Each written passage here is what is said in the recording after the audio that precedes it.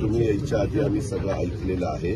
आता तुम्ही विचारांनी निवेदन पण दिलेलं आहे. त्याच्यात वेगवेगळ्या एजन्सी आल्या, पीएमसी आली आहे, पीएमआरडी आली आहे. अर्थात नागरिकांना काही घेणं देणं नाही पीएमसी आणि पीएमआरडी. त्यांना त्यांच्या सुविधा पाहिजेत या मताशी आम्ही 100% सहमत आहोत आणि त्याच संदर्भामध्ये आमचं काम चाललेलं आहे. आम्हाला उशीर झाला त्याबद्दल आम्ही दिलगिरी व्यक्त करतो, परंतु आता आम्ही पुन्हा त्याच्यामध्ये अधिक कशी गती देता येईल आणि ह्या कामाला टॉप प्रायोरिटी कशी देता येईल. आम्हाला सगळ्यांना खूप होप्स आहेत त्याबद्दल काही शंका नाहीये. पण सर, पर्रीकर सर जसे दिवसा कधी फिरायचे तसं तुम्ही कोणीतरी इथेच राहतात. तुम्ही कधीतरी ट्रॅफिकचा टाइम जेव्हा असतं ना तेव्हा कुणीतरी यायला पाहिजे. असं नाही की माहिती नाही असं होऊ शकत नाही.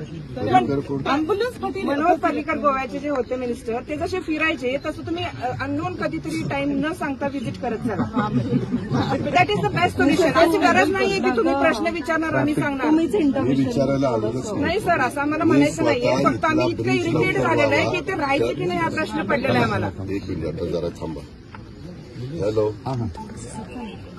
मी आणि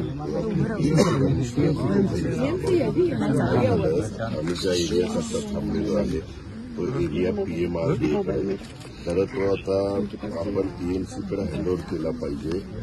आणि इथं खूप नागरिक मोठ्या प्रमाणात राहायला आलेले आहेत वेगवेगळ्या भागातनं. त्यांना तिथं ज्या ओपन स्पेस मोठ्या मोठ्या बिल्डरनी ज्या सोसायट्या बांधलेल्या आहेत किंवा कन्स्ट्रक्शन केलेलं आहे तिथं त्यांना गार्डन किंवा इतर ज्या काही सुविधा लागतात त्या सुविधा देण्याची गरज आहे. कारण ते पीएमसी आणि पीएमआरडी असं ते त्रांगडं निर्माण झालेलं आहे. केशवनगर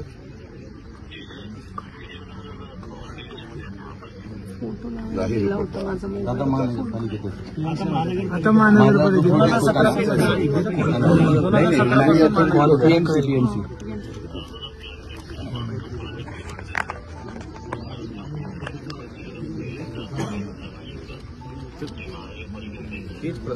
नाही तुम्ही काय होतं, तुम्ही बांधकाम परवानगी देऊन बसताय, बिल्डर बांधकाम करून जातोय आणि नंतर तुम्ही म्हणता आता पीएमसीने सगळ्या गोष्टी पुढच्या कराव्यात. मग बांधकाम परवानगी देखील तुम्ही पीएमसीकडे द्या ना.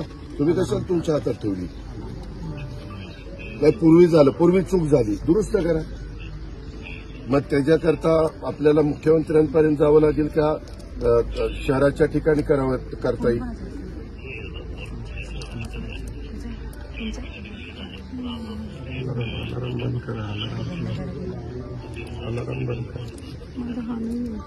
नाही, त्यातलं नको. त्यांचं तुम्ही जे काही टॅक्स, तुम्ही जे शुल्क घेतात नागरिकांकडनं, शुल्क घेतल्यानंतर नागरिकांचं म्हणणं आहे की आम्ही पैसे दिलेले आहेत आता आम्हाला तुम्ही सर्व्हिस द्या. काय चुकीचं आहे त्यांचं? टॅक्स किती घेतात? टँकर्सचे 5,000 मंथली होतं.